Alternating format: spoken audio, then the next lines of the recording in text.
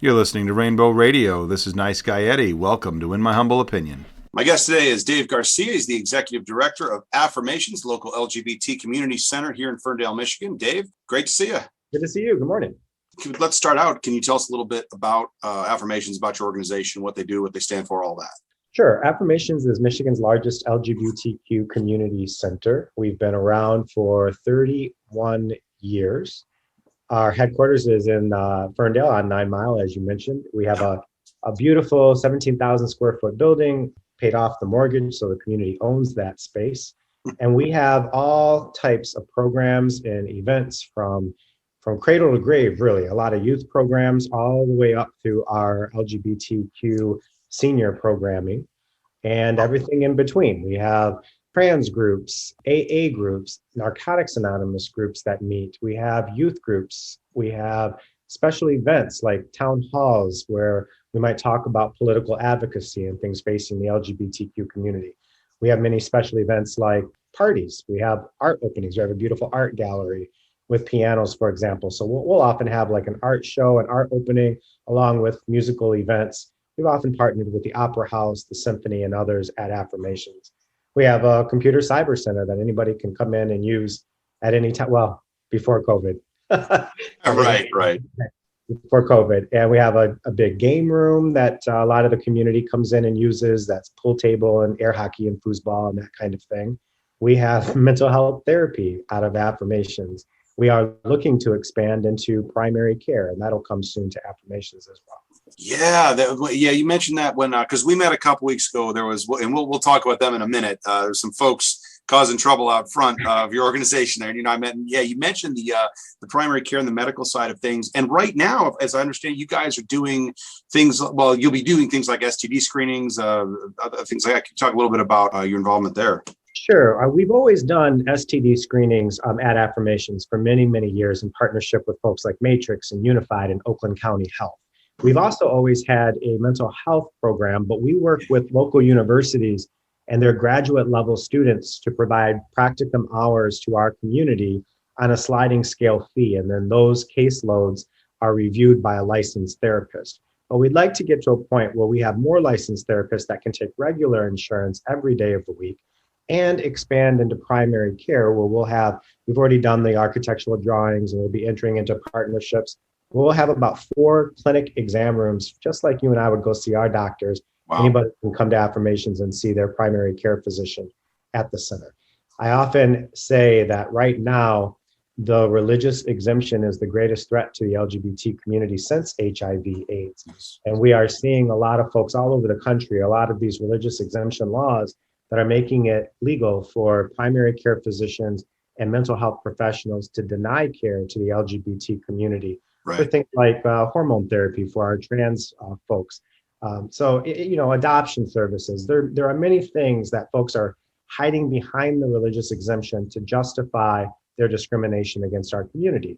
Now, while we will fight that and continue to fight that in Lansing and in Washington, D.C., I feel we have an obligation to protect our community while we can. And so we're going to provide services, mental health and medical services that are scientifically accurate and culturally competent.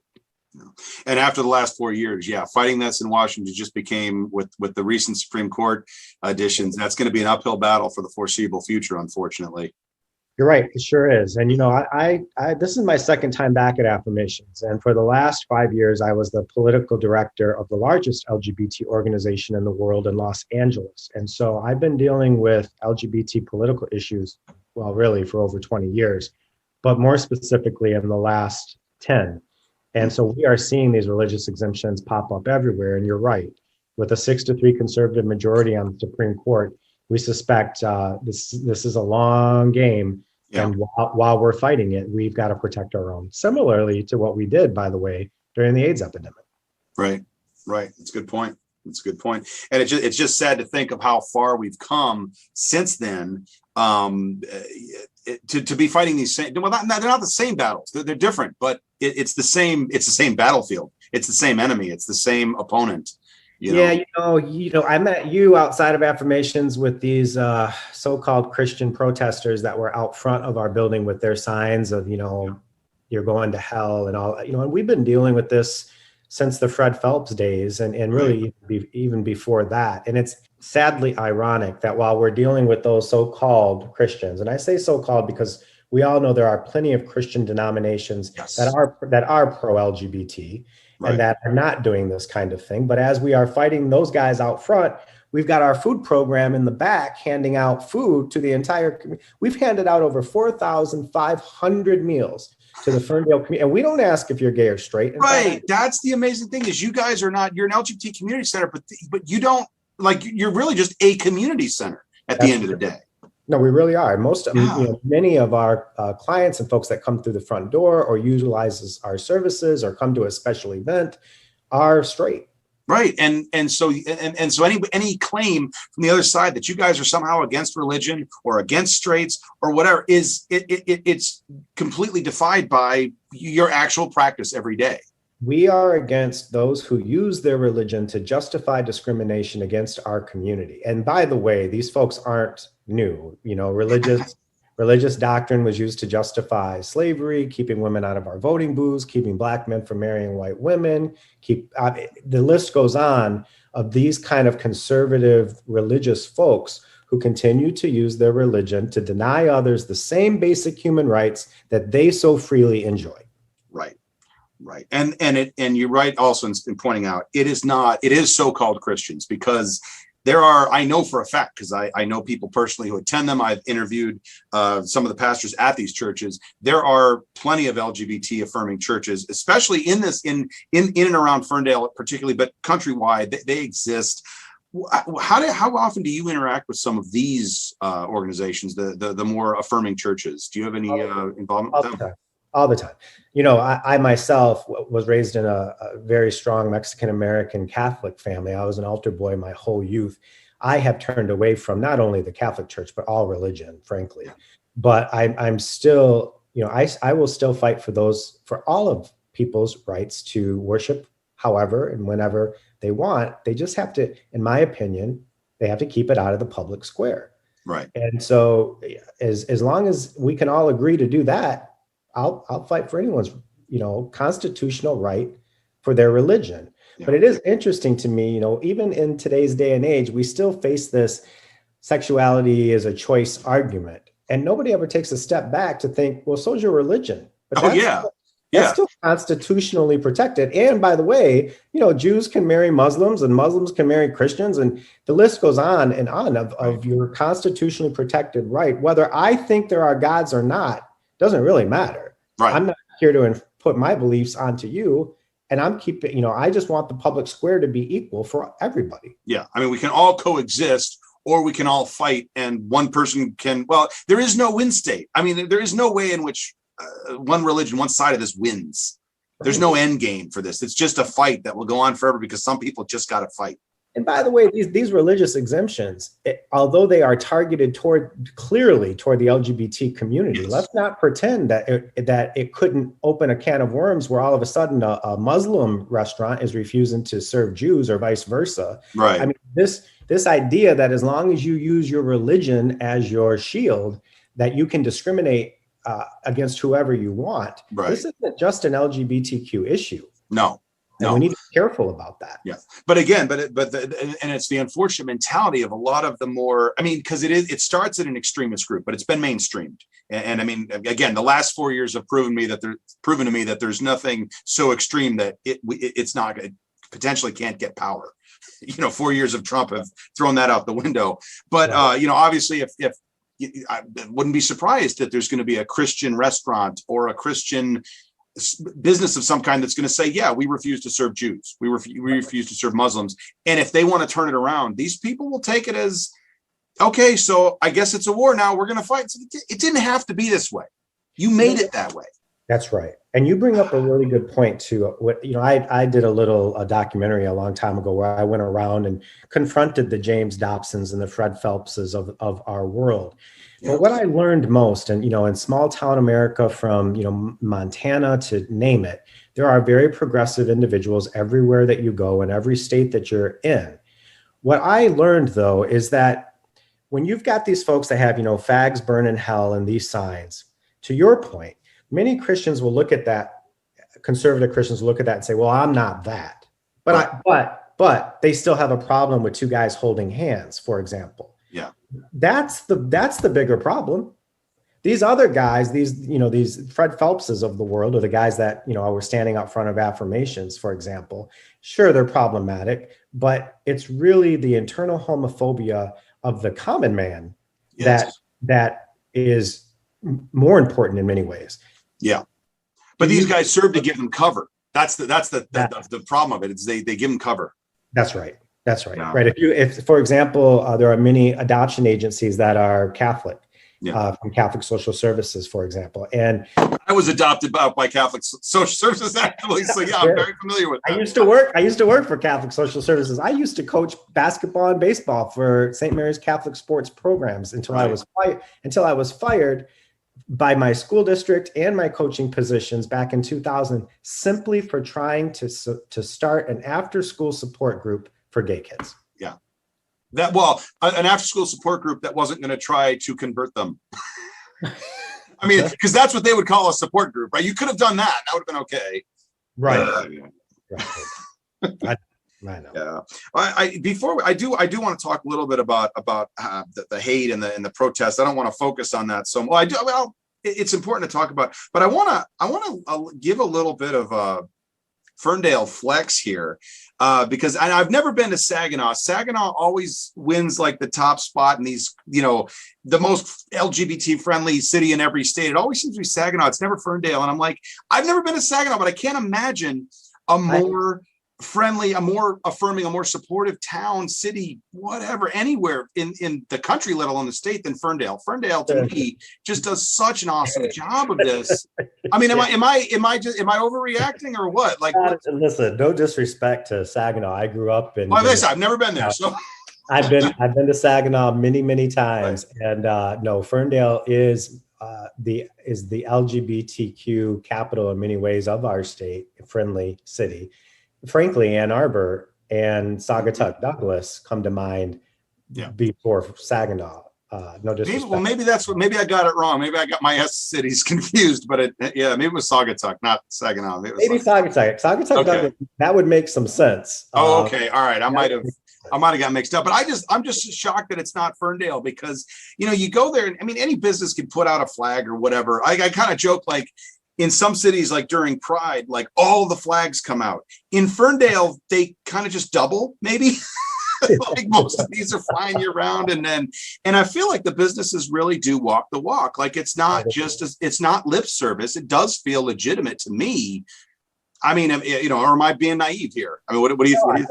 You're right, and it was interesting during those protests that happened the other day outside of affirmations. While those guys were out there with those signs and their speakers, and you saw managers and owners of the businesses on 9 Mile, they were coming out of their businesses with giant flags that, like you said, often are stored for Pride. And they were putting them out and planting them in the planters. And by the time those guys were done, the whole street had, tons of, so it's nice to have that kind of support in Ferndale. Unfortunately, I worry that they got, those guys got a lot of attention that day.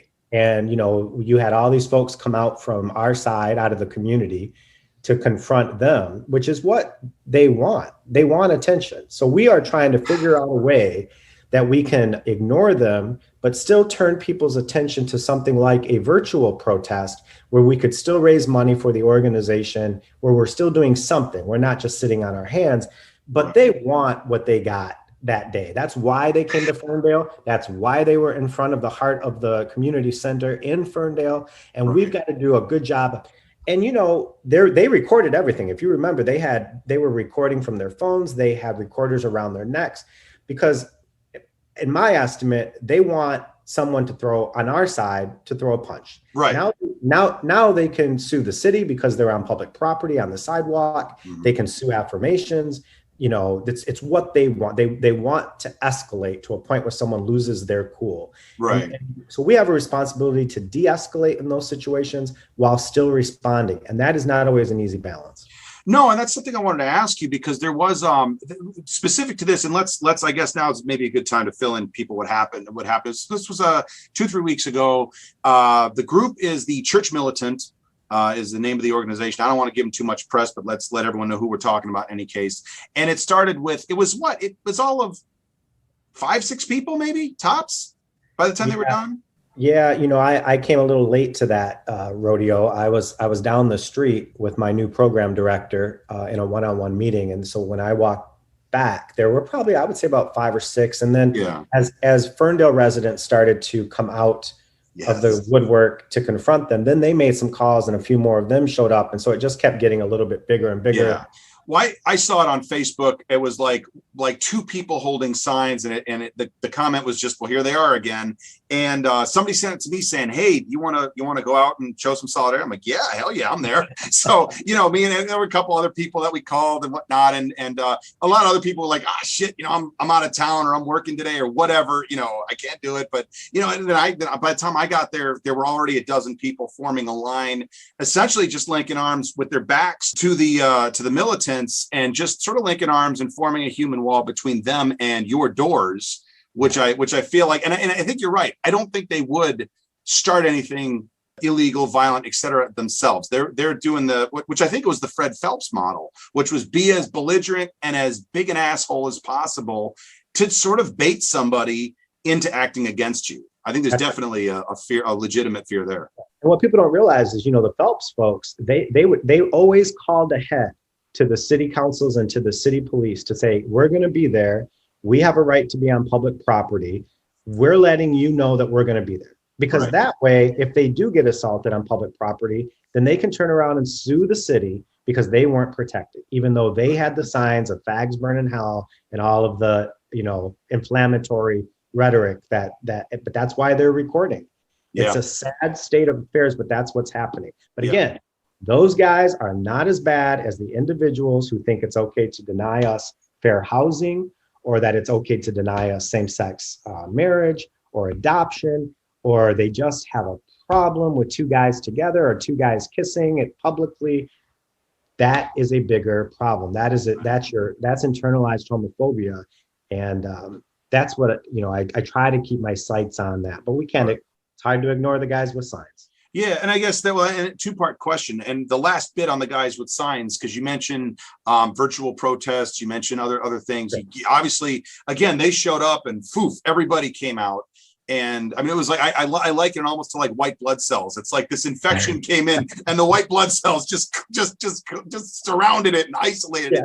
And I like that. Yeah, that's what it felt like. And and I haven't been to I took a few years off during the Trump years. I was just overwhelmed. So I kind of backed up. Well, I haven't been to a good counter protest or protest in a while. So I was having a blast. I was like, all right, good. I'm part of it again. But what is, because like what we saw that day was about 3-1, 5-1, in the immediate vicinity of affirmations. These guys were outnumbered pretty quickly.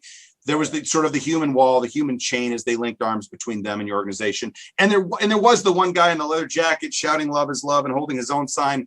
There was the one guy who's holding the sign that said, this guy's an asshole or whatever. Fuck this guy. Yeah, he's holding the sign with an arrow that said, fuck this guy. And he's been around. I've seen that sign before. That guy has stood next to some of these people before, because I've seen pictures of him. So some of these are the usual suspects that I think follow the CM's webpage just to see where they're going next, so they can show up and just hold their own signs.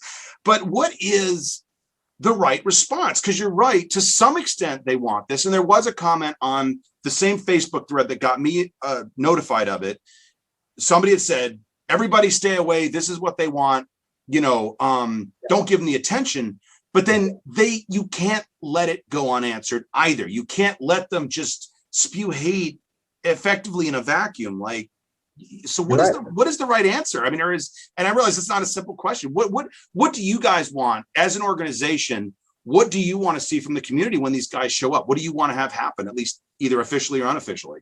Well, what we did subsequently, we met with the city, we met with the police department, and had these conversations. And what we've decided to do is we've created our own kind of QR code and little handouts, so that if they come back, which we suspect they will, then we'll be handing these out to community members that come to confront them. And basically it says, look, don't give these pathetic guys the attention that they want. Instead, go to this QR code. It will show you how to donate to the organization, whether that is money or your time.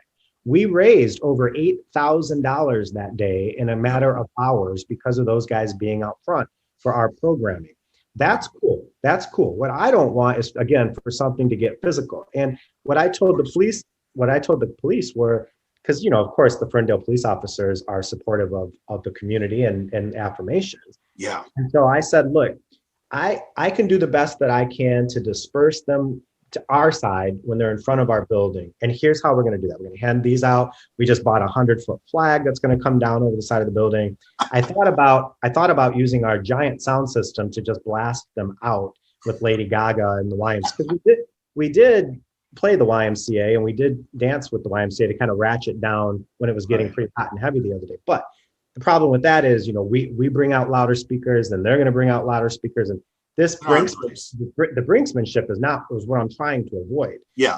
But again, I told the police there were a lot of people driving by, rolling down their windows, and they were like, fuck you guys. Yeah. Meaning the protesters. Yes. And I can't necessarily stop either, certainly my side from someone just pulling up and losing their cool. But what we can do is hand these placards out that said, it's easy to just scan with your phone. It'll take you to how you can help the organization without confronting them or getting in their face or giving them the attention that they desperately are seeking. So that's what we're going to try the next time around, and hopefully that works. Right. And shout out to the Ferndale police too. This is when I talk about Ferndale, and I try to tell my listeners, my followers about Ferndale a lot. I have people all over the country that I'm friends with, and I try to tell them about Ferndale. And this point really drives it home, because when the police showed up, they were not the least bit concerned with what we were doing. They went right to those guys. And I know I have friends in Seattle, I have friends in Portland, and the police there, while the cities,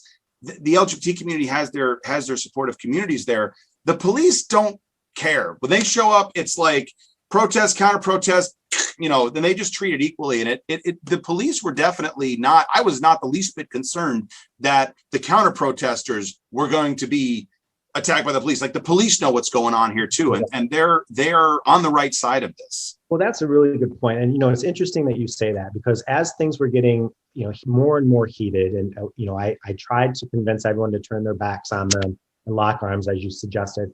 We did play the YMCA and dance with the YMCA to try to calm things down. Right. But in the end, I think people kept coming. And so finally, I pulled who appeared to me to be their leader aside, and a police officer was with us. It was a sergeant and myself and this leader. And I said, hey, man, it's a beautiful Friday afternoon. It was one of our first kind of spring days. Yeah. I said, I've had a long day. I'd really like to go get a beer and start my weekend.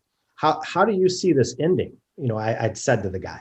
Right. And he said, well, listen, now they're way outnumbered too. He said, if you guys leave, we'll leave. And so I said, okay. So I pulled all of us into affirmations. Yep. The first time, by the way, in almost a year, because the building's been closed due to COVID. Right. I pulled everybody inside. We talked about the food program and some other things, kind of buying a little bit of time.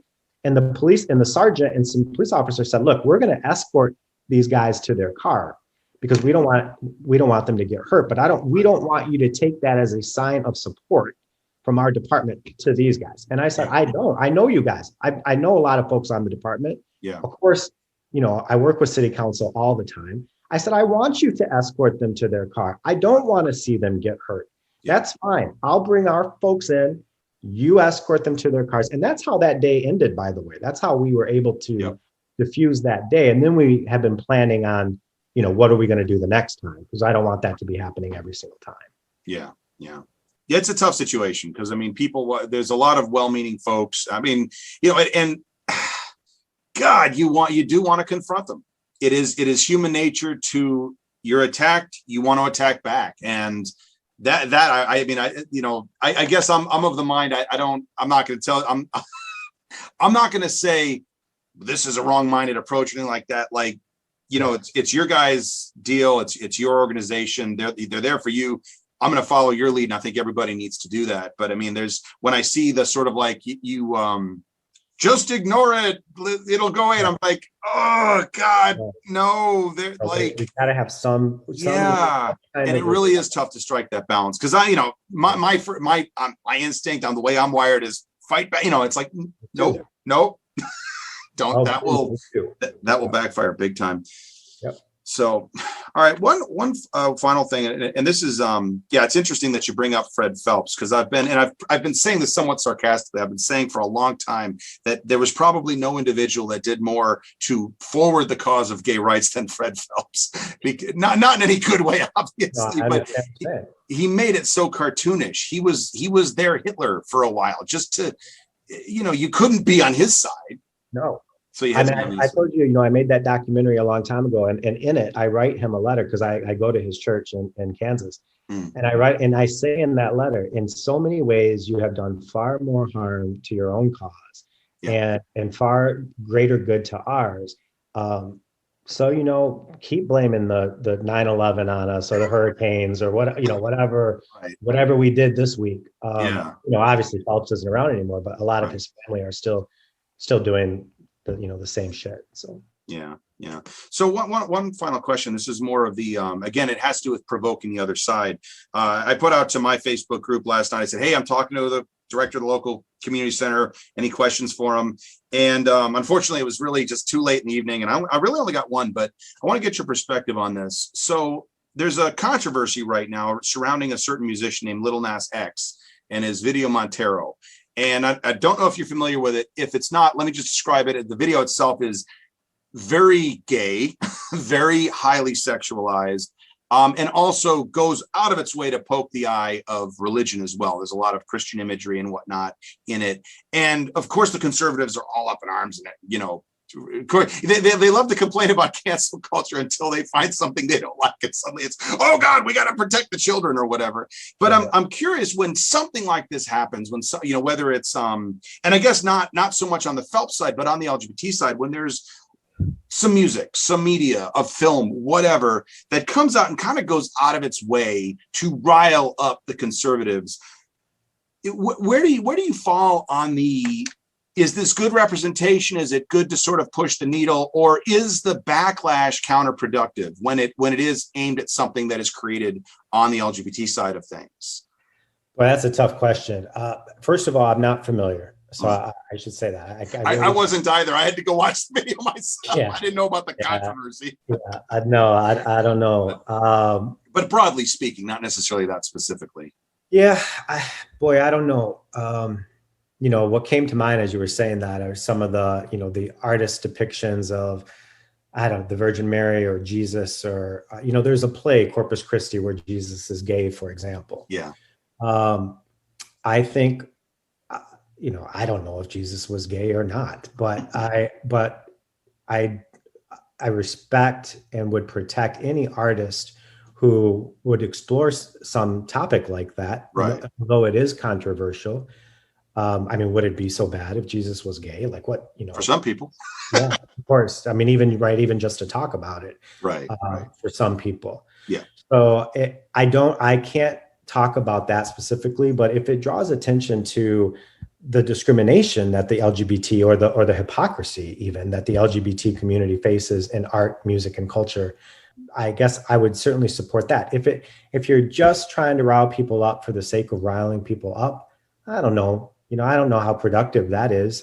There's probably better uses of people's times, but I'm not going to criticize an artist like an author of or playwright of Corpus Christi, for example. But I just don't feel qualified to answer your question in that way because I just haven't even seen it. Right. Well, I guess I was speaking. I remember Madonna in the wedding dress rolling around on MTV's stage, and that was, or when Madonna kissed Britney Spears, and that was so controversial. And I'm like, I didn't think so, but so if two guys kiss on national television and people think that's controversial, too bad.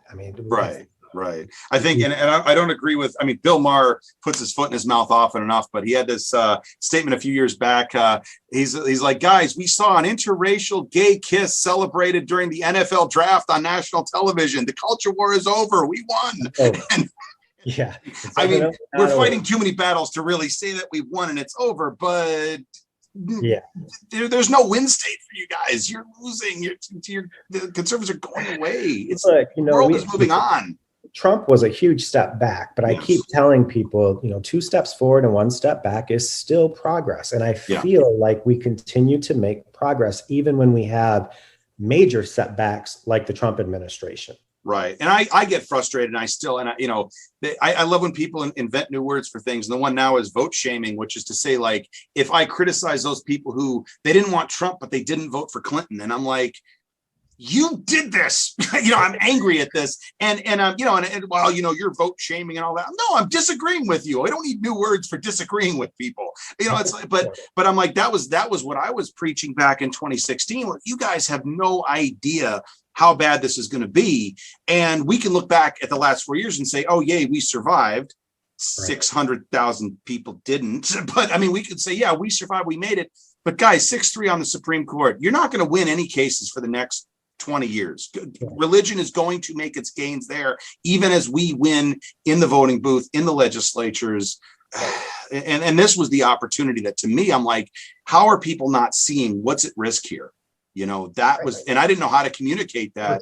Frustrating for us when we see, trans women of color, for example, being killed on streets all over this country, and an epidemic, and including the streets of Detroit, by the way. And I feel like no matter how much we talk about it, when's the last time you read about the epidemic of trans women of color being killed? Yet it's happening every single year. And so, and there, in discrimination in housing, discrimination in medical, as we discussed, adoption. There are so many. All we want are the same basic human rights that the straight community has. We don't want anything more. People say the gay agenda, the gay agenda, the gay agenda. The gay agenda can be summed up in one word, and that's equality. That's it. Yep. That's the gay agenda. Yeah. The anti-gay agenda is far more complicated. It's far more, it has way more talking points. There's a lot more to it. Like, that's an agenda. There sure is. Oh, yeah, there sure is, man. And it was interesting that you mentioned transgender people just now, because, again, a lot of the folks that I hear from other parts of the country, there are a lot of places, a lot of organizations, a lot of individuals that are very pro-LGBT. And that's it. And it's like, and they stop with transgender. And one of the things your organization, specifically in Ferndale in general, it's like the transgender issues have actually been brought to the forefront, that it's actually TLGB in a lot of cases. And the transgender community is not an afterthought. They're not forgotten. They're not stepped on. They're like, no, we got ours. Now here, you guys got to come to the forefront now. And we're going to talk about your stuff. And I feel like that's something that, like, I see it in Ferndale, and then I look elsewhere, and it's like there's relative silence in other areas. Well, the lesbian, gay, and bisexual community, because I see a lot of that too. And, I'm on the board of directors of Centerlink, which is the national LGBTQ community centers network.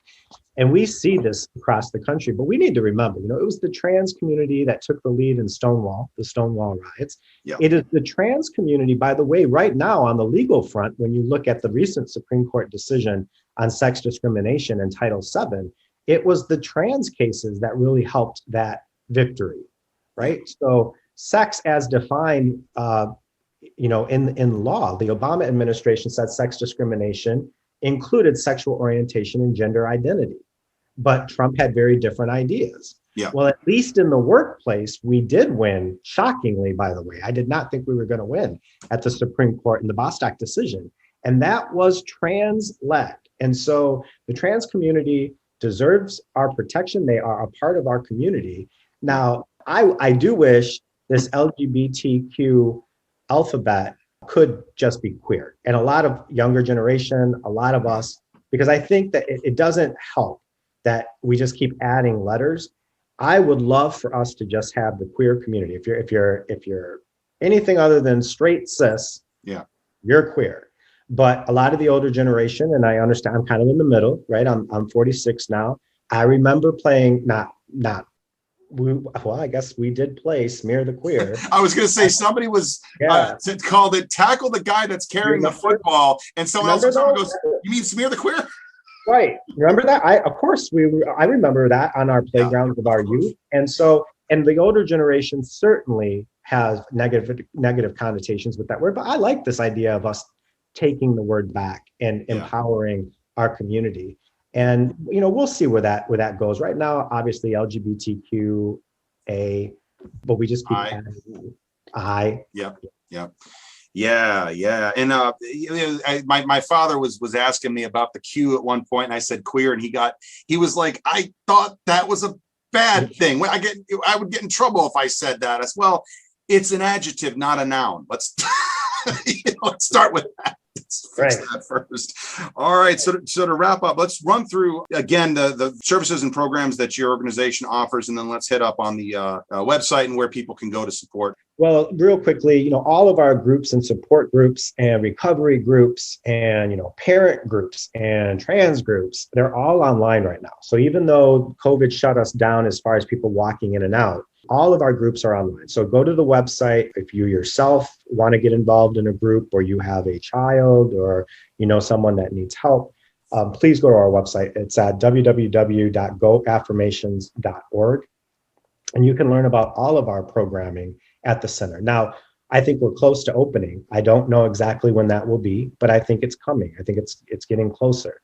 And then once we're opened, well, then the cyber center is open, and the art and entertainment and everything that we have we have a beautiful sky deck that overlooks 9 Mile. Come check us out. We're happy to give you a tour of the organization.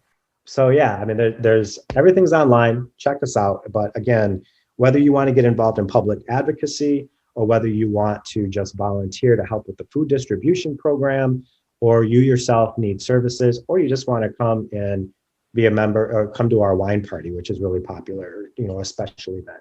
All right. Well, Dave Garcia, Executive Director of Affirmations in Ferndale, thank you so much for giving me some of your time. Thank you. I look forward to doing this again and seeing you soon. Special thanks to Dave Garcia for coming on the program. Had a great time talking to him. And there's a couple of points that I want to touch on before we head out. First of all, a friend of mine, Melanie, was on Facebook, was the one who gave me the question for him about Little Nas X's video. And I have to admit, before she asked me about it, I didn't know anything about it. I'd never seen it. I was not even aware of the controversy, because that shows you how in touch I am. And after I made one comment on Facebook about it, of course, this means that every site on the internet thinks that's all I want to see 24/7. So I'm flooded with everything about it by Facebook and Twitter. And I do want to say something about it, because there's an interesting point here to be made about this, basically the new word for political correctness, cancel culture. Now, this has something in common with political correctness in that both are things made up by conservatives, made up by the right, in order to prevent us or just not admit that all we're doing is calling them out for being assholes. Okay, that's really all it's all about. And of course, of late, they needed a new word for it, because it's no longer just, you should say African American instead of black. You should say, queer instead of gay instead of homosexual, whatever, transgender instead of transsexual, or whatever. That was what it was a generation ago. Now it's actually taken place in the marketplace. It's actually turning capitalism and the free market and free enterprise against them, and they can't have that. So rather than acknowledge what cancel culture really is, which is just liberals and decent people using the free market against them, they have to come up with a word for it. And the word they came up for, of course, was cancel culture.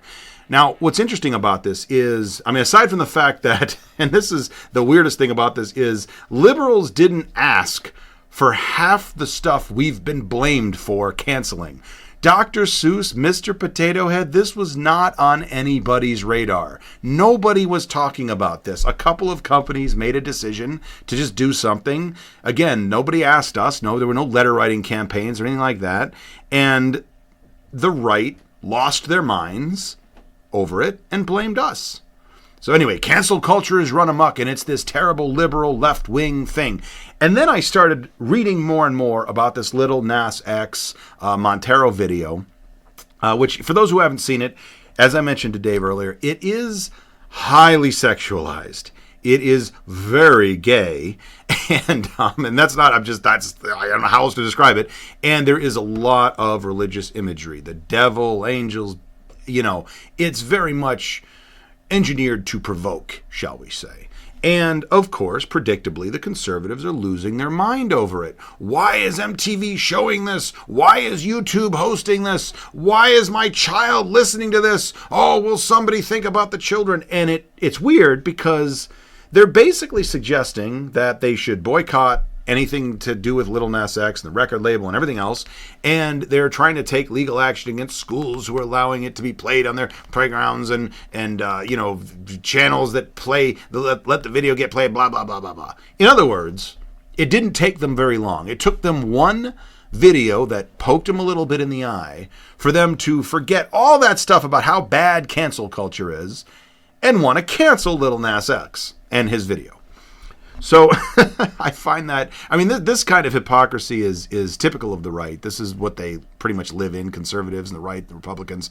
They will make whatever argument they want to make, and then as the minute that it goes against them, we're going to forget about that and start doing the exact opposite. And really, cancel culture in and of itself, just by itself in a vacuum, is neither good nor bad.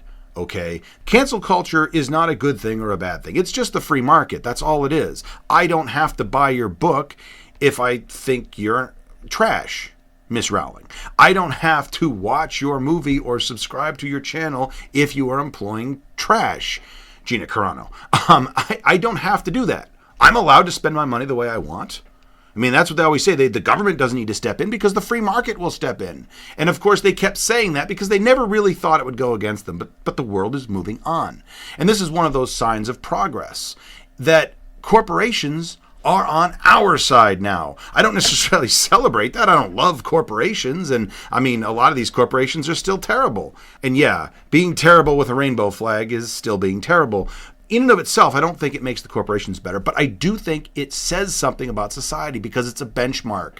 When a big corporation looks out into the world and says, well, we can side with the bigots and the conservatives, or we can side with the liberals and the women, the feminists, the LGBT community, even the black community when you look at Nike with Kaepernick. And they've done this already because, believe it or not, the right lost their minds way back when Michael Jordan was picked as Nike spokesperson. There were racists back then complaining about that. We forget that. But now with Kaepernick, of course, let's boycott Nike. But that has nothing to do with cancel culture. Oh, yeah, and of course, blacklisting Colin Kaepernick from the NFL had nothing to do with cancel culture either. But here's the thing. It's neither good nor bad, but we both do it, and that's okay. Here's where it gets bad. When liberals do it, when liberals want to boycott something, want to cancel something, if that's what you want to say, it is because we are seeing something that does actual harm to people. Racism, misogyny, homophobia, transphobia. These things do harm to people. They hurt people.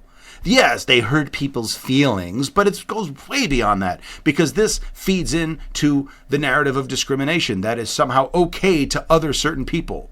This is why comedians had cover to make fun of people for a long time. It was okay to other people. Well, it's not anymore. It's not anymore. And if you're a comedian that's still doing that and you're wondering why people aren't buying tickets to your show, it's because you suck at your craft. The world has moved on. You have to update your shtick. Okay, and that's true of anybody in entertainment. It's true of corporations, though, and they're beginning to see it. They see that the majority of people actually are on the side of LGBT rights, on the side of Black Lives Matter, on the side of women's equality, and they understand that they don't want to be associated with people who are against those things. And that is a business decision. And again, I don't think that excuses the exploitation and pollution and every other politicization, everything else that corporations do bad. But again, it's an encouraging benchmark because it means they looked at the market and said, you know what? The majority is with the liberals. Okay, so liberals do want to cancel, and we're going to, and that is because we are willing to vote with our pocketbooks. That's what we were told to do. Don't try to censor people. Vote with your pocketbooks. The free market will sort this stuff out, and the free market is sorting it out, and that's an encouraging sign of progress. But that's why they invented this whole concept of cancel culture. Basically, is because they just can't stand that their pet cause, the free market, has turned against them. And I don't normally do things for the sake of laughing at somebody else's suffering. That's really, doing things strictly to annoy people is something conservatives do. But I do find it amusing that they are struggling so much with this idea that this thing that they've been praising all along is somehow no longer on their side, as if the free market was this conscious deity, this conscious entity that would reward them for their worship. I'm not even sure that God is, let alone know for a fact the free market is not. Okay, and the money's no longer on their side. Smart money is betting on us increasingly, and has been for a while now, though I don't want to take anything away from anybody who is fighting battles day to day and maybe not so encouraged by my rosy outlook on the amount of progress we're making. I take nothing away from somebody who's struggling. I just think that it's an encouraging sign. That's all. Finally, I did mention we want to cancel things that are harmful. Racism, sexism, bigotry basically is what we go after. They want to cancel things that they think are icky. Okay, they want to cancel LGBT representation in children's books or in movies because they think it's icky. They want to cancel interracial marriage or racial equality because more or less they think it's icky. They don't really want to show women doing a lot of different roles and have female representation, have female talking down to men because they think it's icky. But none of those things actually hurt anybody. They like to talk about how it hurts society, but it doesn't hurt society. It helps society. It only hurts their vision of what society should be. And that's it. So remember, folks, we liberals cancel things that we see harming people. They cancel things they think are icky. There's a difference. Now, speaking of the way that they see society, Dave mentioned fighting the fight and looking at the courts and legislation. And I mean, this is the depressing aspect of this because, of course, with every bit of progress, 2 steps forward, there is a step back. And just so y'all know what's going on out there, and this is why I keep harping back on the Supreme Court, and I know a lot of people are getting tired of hearing me say that, and a lot of people are really tired of hearing me harp on why we should have voted for Hillary Clinton in 2016. But again, to understand that, and for anyone who is, thinking we are making progress and we can therefore let our guard down and that we don't need to keep fighting, right now, according to the ACLU, there are 18 different state initiatives in various state legislatures that are essentially looking to ban health care for transgender youths. And 2 of them, Arkansas and Alabama, have already passed the state Senate.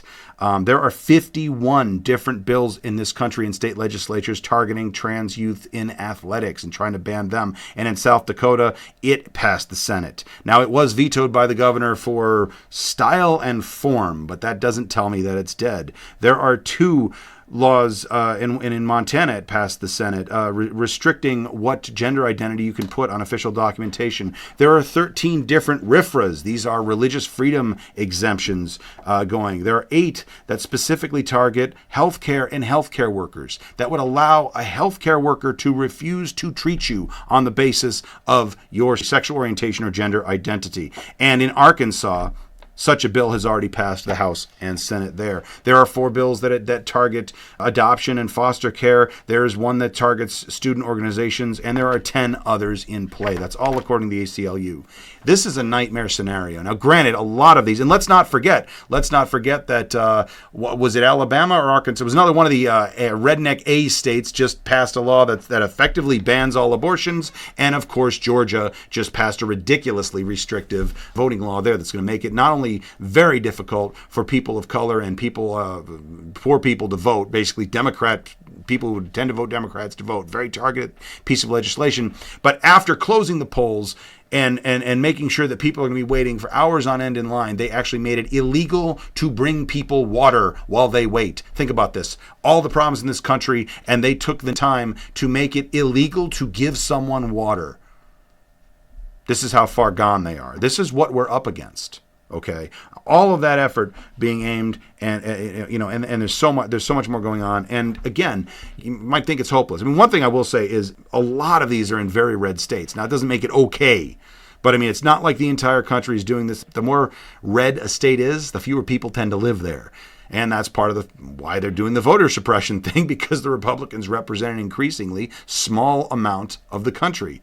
But the Senate disproportionately represents them. The Electoral College disproportionately represents them. They are ridiculously disproportionately represented on the Supreme Court right now. And even the House of Representatives favors them significantly. I haven't actually done the math to know if the current House disproportionately represents them. But when you look at, again, the number of representatives from Wyoming and the number of representatives in California, California comes up way short. So again, there's still a battle out there. They're still waging it, and we cannot let up at all. Now, what can you do? I mean, again, one of the reasons why the 2016 election stung me so badly was the opportunity with the Supreme Court. That's come and gone. Let's be very realistic about that. That's come and gone. Amy Coney Barrett is not going to be voting for you guys or ruling in your favor no matter what argument is made. Doesn't matter. That's over. However, there are still a lot of things that can be done. And One of the reasons I wanted to harp on all that stuff about cancel culture earlier was in my first show back in 2021, after 4-year absence, I had Tara Snover on. She'd been a previous guest many times. And when I asked her, what should we do about all this? In the face of all this, what should we do? She did say, lean into this cancel culture thing. Vote with your pocketbooks. Understand that, you know what? If the businesses are going to be owned by the politicians, let's target the businesses. So, for example, I have seen so many calls right now to boycott Coca-Cola, boycott Delta Airlines, okay? Hurt the businesses that are based in Georgia. And the film industry, that's another one. Then they tried this. Indiana, you might remember before when Mike Pence was governor of Indiana, he passed, was it anti-LGBT? Was it anti-abortion? I don't remember. I think it was an abortion bill, but I don't remember. But I do remember the backlash, the corporate backlash. The threats of boycotts and the threats to hurt people's business basically caused him to veto the bill or rescind the bill. I remember whatever it was. They basically got rid of it. And this is how we can win. We can stop these bills by targeting the businesses that are in these states. That's a little bit difficult when that state is Montana. I don't know that I buy anything that comes from Montana. But again, that cancel culture, one of the reasons they want to thumb their nose at it, make everybody feel terrible about it, is because it's the biggest weapon we have to work against them. If they're going to all be about the free market, fine. Let's play their game because we can win with that. And I know we will. And they can threaten boycotts the other way, but they don't really know how to do it because, you know, when Nike named Colin Kaepernick their spokesperson, let's not forget these are the people that went out and burned the Nike shoes that they had already purchased. So I'm not really that concerned about them doing it back to us. They don't really know how to do it. So don't worry. We'll be just fine. Now, I want to finish up with one other point. Some of you may have come across this idea, all cops are bad. Okay, maybe you've seen something like that. Maybe you agree with that. Maybe you don't agree with that. I don't think it means literally that all cops are bad. But the idea is that if you have one bad cop and you have 9 cops that aren't doing anything about that cop and that are standing behind the thin blue line side by side with that cop, what you have is 10 bad cops. Okay, that's essentially what that means. Although some people do take it literally. I don't take it literally. I have friends and family that are in law enforcement. And I saw how the law enforcement in Ferndale, for example, conducted itself with the protest with the church militant, and I have seen it in action many times. And I have to tell you, it is possible to have good law enforcement. It is possible to, and this is, again, Ferndale has a very large minority community, okay? I've seen these folks in action. They do a good job. It is possible. But take the sentiment of all cops are bad, and let's extend this to how I generally feel about religion. Okay, because I've had guests on this show, Melanie Tubbs, and more recently Suzanne and Declan DeWitt Hall a couple weeks back, about a month ago now. They are people of deep faith, very devout Christians, and gay, LGBT. And you know, I did say to them, and I meant it, when I want to really rip into religion, when I really want to post some snarky atheist meme, when I want to whatever, just really rant in some anti-religion way, it is good people like them that I know will see what I write and hear what I say that make me think otherwise. But I am going to dunk on the Catholics a bit here. I was raised Catholic. I'm a confirmed Roman Catholic, although I will say that I am an ex-Roman Catholic at this point. I want nothing to do with that organization, but let me dunk on them a little bit here. The church militant, okay? And I will give them just a little bit of daylight here, because I think people need to know that organizations like these exist. You can go to churchmilitant.org, I think it is. You can look up Church Militant Ferndale. You'll find their website easily enough. And it is some scary shit. Let me tell you something. These people are dangerous, okay? They really are absolutely dangerous. And here's the way that I would apply the all cops are bad sentiment to religion. The Catholic Church has these organizations out there, and the church militant is far from the only one. And every now and then, the church will pay lip service to some group and say, well, we don't officially endorse their existence or whatever. But I have never in my life seen the Catholic Church show even 1% of the enthusiasm to go after these uber Catholic hate groups. Okay, the way that they come after the LGBT community, the way that they go after atheists, for example, the way that they, put resources towards defending pedophile priests and defending the church from having to compensate victims, or for that matter, the enthusiasm that they just put into things like premarital sex, masturbation, and contraception and abortion.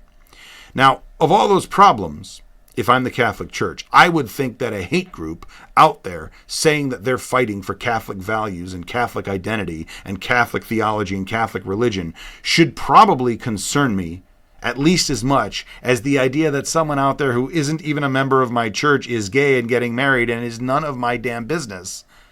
Or that somebody out there who is not even a member of my church but wants to identify as a woman even though they were assigned male at birth, that should concern me less than actual hate groups using the name of our church so that they have cover to preach hate.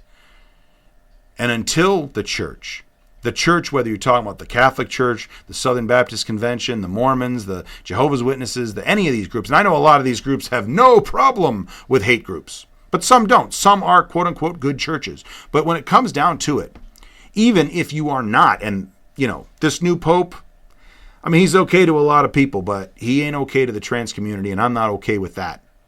Okay, that's enough for me to judge him. But even if he were okay with that, the fact of the matter is, if they're going to be quiet about hate groups being out there and spreading hate in their name, I am perfectly fine saying ACAB.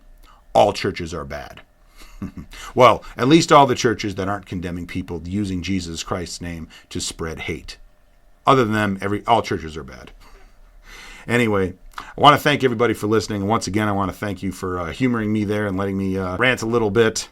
Appreciate that. Appreciate you guys tuning into Rainbow Radio. We're going to be back next week. We've got Bria from the Life of Bria Comics going to be on with us. It's going to be a great show. If you have any suggestions for future shows, guests, or topics, you can email me at niceguy9418@usa.com. Hit me up on Facebook. You find me there at Eddie Cabot. You can also follow me on Twitter at NiceGuyEddieCab. I've reestablished myself there as well. Thank you for tuning in. Thanks a whole lot for spending some time with me. Hope you enjoy the rest of your evenings, and please keep it tuned to Rainbow Radio.